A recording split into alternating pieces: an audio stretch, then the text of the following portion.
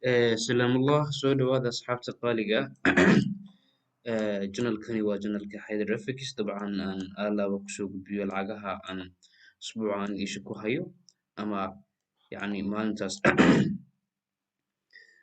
lacagtani waa lacag aad u qurux badan waa EURUSD dabcan dad badan inay sugayaan baan filayaa dabcan waa lacag structure qurux badan samaysay dabcan haddaan tago weekly time frame-ka dabcan weekly time frame-ka waad ujeedaa lacagtani waa overall-keedu waa iska down oo overall down waaye maxaa laga sugayaa insha Allah in future waxaa laga sugayaa in ay bartan timaado kadibna soo dhacdo lacagtan qaab noocaas ku soo dhacdo halkaas correction ku timaado kadibna bartaa ka laabato si balance u noqoto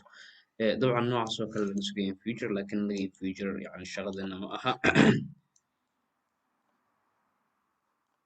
dabcan yani waa inaad garanaysid yani forecasting-ka guud ee suuqa dabcan haddaan tago daily time frame-ka dabcan lacagtani waa ujeedaa waxay ku socotaa waxa waaye yani waxay soo abaartay ama ay gaartay maxaa la dhahaa neutral regionalka dabcan this channel trendline-ka 3 taabasho ah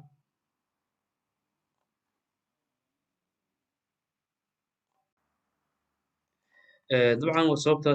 lacagta kala celisay dabcan all the way up bay aaday halkan waxaa nooga samaysmay large structure dabcan intaysan abaadin halkan maxay ka samaysay wax la dhaho neutralkii bay waxay ku samaysay korkiisa positive baxday flag yani waxaan ku yidhi haddii ka soo qaad suuq waxaa aragtay minimum kala sameeyay kadibna soo dhacay halkan waxay kuu tahay wax la dhaho double top double topkaasi waa probably naga soo celiyo dabcan double topkii bay hoostiisa waxay ku samaysay wax la dhaho correction tide ahaado in type of like tide flag ama steep ama large ku raba ahaado lacagtan waa sii soconaysaa kadibna retrace bay kan ku samaynaysaa kadibna way sii soconaysaa ilaa ay jebiso haygan kadibna qaab noocan samayso kadibna soo dhacdo lacagtan halkaa structure-kan side-ka u quruxda badan ay samayso structure ay kusoo kala wareegto dabcan halkan maxaa dhacay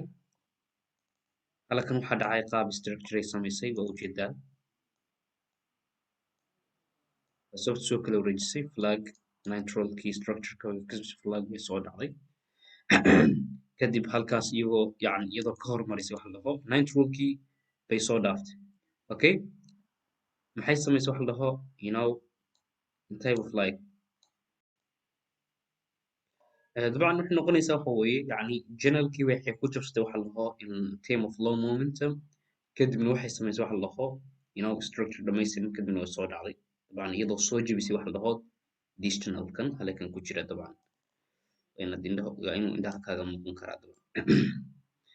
kadib maxaa dhacay retrace bay waxay ku samaysay waxa weeye yani haddaan tagno 15 minutes time frame-ka si aan wax clear u aragno dabcan waxay samaysay waxa la dhaho type of correction bay halkan yani ku timi kadibna all the way laabatay iyadoo low momentum kandalo aan xooganin ku laabatay dabcan oo yani suuq yani impulsive correction yani ma dhihi karno impulsive like small impulsive yani hal kandal oo yani impulsive soo dhici dabcan noocaas oo kale dabcan waxaan ka sugaynaa lacagtan waxaan ka sugaynaa waxa weeye in ay sideeda usoo dhacdo dabcan halkan timaado qaab noocaa ku timaado